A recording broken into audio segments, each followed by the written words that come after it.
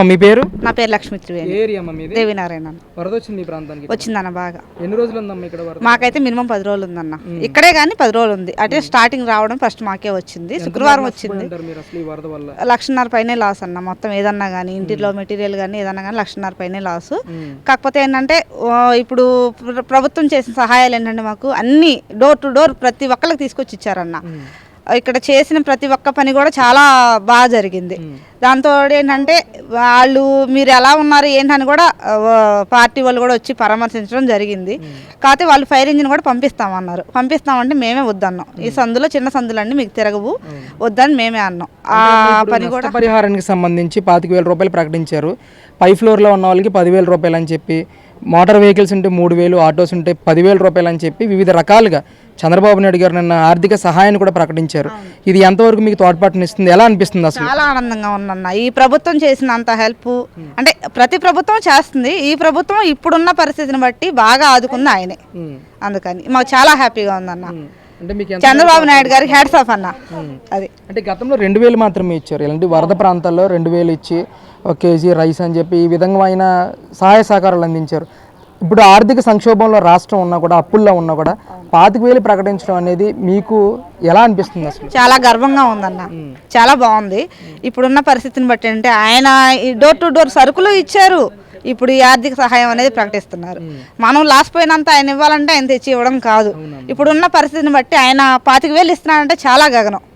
ఇప్పుడున్న పరిస్థితిని ఆయన దృష్టిలో పెట్టుకొని ఆయన ఈ ఏరియా మొత్తం మీద 10 రోజులు ఆయన పాదయాత్ర చేసి మొత్తం తిరిగి అందరినీ ఇచ్చేసి కొంచెం శుభ్రంగా చూసి అందరినీ ప్రతి ఒక్కరిని ఎలా ఉన్నారని చెప్పేసి గవర్నమెంట్ వాళ్ళని పంపించి డోర్ టు డోరు వాళ్ళని పరామర్శించడం జరిగింది. రోడ్లు కూడా క్లీనింగ్ మటుకు మొత్తం వచ్చి లారీతో వచ్చి మొత్తం అంతా ఎత్తేసి బ్లీచింగ్ కొట్టేసి వరద తగ్గిపోయిన 2వ రోజే వచ్చి మొత్తం క్లీన్ చేశారు. రోడ్ల మీద చెత్త ఎలా పడేశారంటే ఒక డస్ట్బిన్ మాదిరిగా చేశారు. రోడ్లన్నీ చాలా బాగా క్లీన్ చేశారన్న. చాలా బాగా చేశారు. అన్నీ కూడా చాలా బాగా జరిగినాయి. అంటే 74 ఏళ్ల వయసులో ఈ వరద ప్రాంతాల్లో క్రేన్ల మీద కానీ పడవల మీద కానీ మీ ఏరియాలో తిరుగుతూ ఉన్నప్పుడు ఆయన చూసినప్పుడు మీకు ఎలాంటి ఫీలింగ్ కలిగింది? చాలా బాధ వేసింది అన్న. అదే మనమైతే వాళ్ళు ఎలా ఉంటే మనకు ఎందుకులే, మనం సేఫ్గా ఉన్నాం లేదా అని చూసుకునేవాళ్ళం. కానీ అలాంటి మనిషి క్రెయిన్ల మీద పడవల్లో తిరిగేసి కాళ్ళు పాచిపోయి ఎర్రగా కందిపోయి అసలు అలా ఎలా ఉంటుంది అంటే మనం 2 రోజులు తిరిగితే నెలలో ఏదోలా ఉంటుంది. ఆయన అలా చేసాడు. చాలా గ్రేట్ అన్న. ఏంటో ఎలా అనిపించింది అసలు ఆయన అడ్మినిస్ట్రేషన్ కానీ అధికారులను అప్రమత్తం చేసి మీకు ఫుడ్ విషయంలో పంపించడం విషయంలో కానీ ఎలాంటి చర్యలు తీసుకున్నారు? అసలు మీకు ఏమైనా ఇబ్బంది కలిగింది ఈ వరదల్లో ఉన్నప్పుడు? ఏం లేదన్న. ఇప్పుడు ఆయన ఉన్నందువల్ల సహాయం చాలా బాగా చేశారు. మనకి ఎలాంటి ఇబ్బంది అనేది లేదు. ఇది పలానా ఇబ్బంది అని అంటే ఎంసీ వాళ్ళని పంపించడం, గవర్నమెంట్ వాళ్ళని పంపించడం అన్నీ సకలేకంగా చేశారన్న. సారు చాలా బాగా చేశారన్న. హ్యాట్స్ ఆఫ్ అన్న చంద్రబాబు నాయుడు గారికి. ఏంటమ్మా వరద వెళ్ళిపోయిన తర్వాత రేషన్ కిట్లు అందినాయా మీకు? రేషన్ కిట్లు ఇచ్చారా? ఏమేమి ఇచ్చారు అసలు? బియ్యము, కందిపప్పు, పంచదార, గోధుమ పిండి, టెట్రా ప్యాకెట్లు పాలు, 1 డజన్ యాపిల్స్, 1 డజన్ బత్తాయి, బిస్కెట్ ప్యాకెట్లు, బెల్లము ఇచ్చారన్న. చాలా బాగా ఇచ్చారన్న. అంటే మామూలుగా ఇంతకుముందు ఏంటంటే సంక్రాంతి కానుక అనేసి ఒక 7 పీసులు ఇచ్చేవాళ్ళు. ఇప్పుడు అదే మాదిరిగా 5 కేజీల బియ్యం కాకుండా 25 కేజీలు చంద్రబాబు నాయుడు గారు ఇచ్చారన్న. ప్రతి ఒక్క కుటుంబానికి ఉన్నారు లేరు, ఆధార్ కార్డు ఉంది, రేషన్ కార్డు ఉందని భేదం లేకుండా ప్రతి ఒక్కరికి చంద్రబాబు నాయుడు గారు అందజేశారు. అంటే మీరు ఎంత బాగా చూసుకున్నారు మమ్మల్ని వరదల్లో అని చెప్పేసి మీరు మాట్లాడుతూ ఉన్నారు. ఒకవైపు కొంతమంది నాయకులు మాట్లాడుతూ ఉన్నారు చంద్రబాబు నాయుడు విఫలమయ్యాడు, పట్టించుకోలేదు జనాలు అని చెప్తా ఉన్నారు. వీళ్ళకి ఎలాంటి సమాధానం చెప్తారు? బయట వచ్చే వార్తలు మనం పట్టించుకోకూడదన్న. ఏదైనా సరే మన మనసుకు తెలియాలి. ఎవరు ఎలా చేశారు, ఎవరు ఎలా చూసారని మన మనసుకు తెలియాలి. ఎవరో ఏదో వాగారు, ఎవరో ఏదో చేశారని మనం పట్టించుకోకూడదు. బాగున్న వాళ్ళు ఒకలాగా చెప్తారు, కొంచెం కక్షలు ఉన్న వాళ్ళు ఒకలాగా చెప్తారు. వాళ్ళ మాటలు మనం పట్టించుకోకూడదు.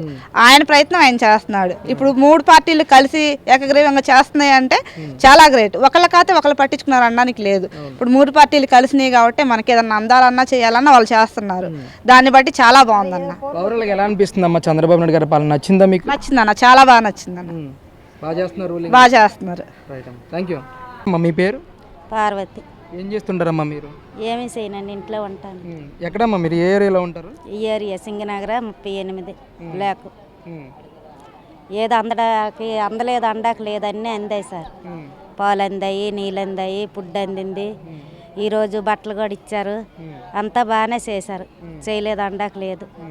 అంతా బాగా. ఎలా అనిపించింది అసలు చంద్రబాబు నాయుడు గారు ఇక్కడే ఉండి విజయవాడలో ఉండి మీ అందరికీ కూడా అన్ని విధాలుగా ఆదుకోవడానికి ఎంత మేర కృషి చేశారు అసలు ఈరోజు? బాగానే చేస్తున్నారు సార్, చేయలేదు అనడానికి బాగానే చేస్తున్నారు. ఎన్ని రోజులు ఉందమ్మా మీ ప్రాంతంలో వరద? మా ప్రాంతంలో వరద 10 రోజులు ఉంది సార్.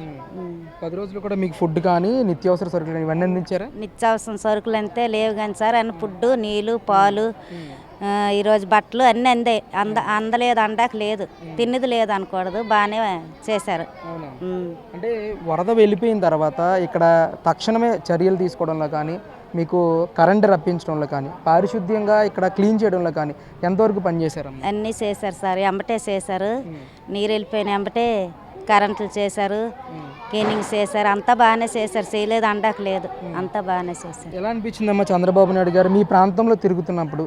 పడవ వేసుకుని కానీ, ట్రాక్టర్ మీద కానీ, జేసీబీ మీద కానీ చాలాసార్లు వచ్చారు కదా మీ ప్రాంతానికి. ఆయన చూసినప్పుడు మీకు ఎలాంటి ఫీలింగ్ కలిగింది? సార్ బాగానే చేశారు, సార్ వచ్చారు, అంతా బాగానే ఉంది, బాగానే చేశారు, ఇబ్బందులు ఏమి లేవు అనుకున్నాం అంతే. ఎలా అనిపించిందమ్మా ప్రభుత్వం వచ్చి 100 రోజులు అవుతుంది, ఎలా ఉంది అసలు పాలన మీకు? ప్రభుత్వం వచ్చి పాలన అంతా బాగానే ఉంది. బాగా చేస్తున్నారు. బాగా చేస్తున్నారు.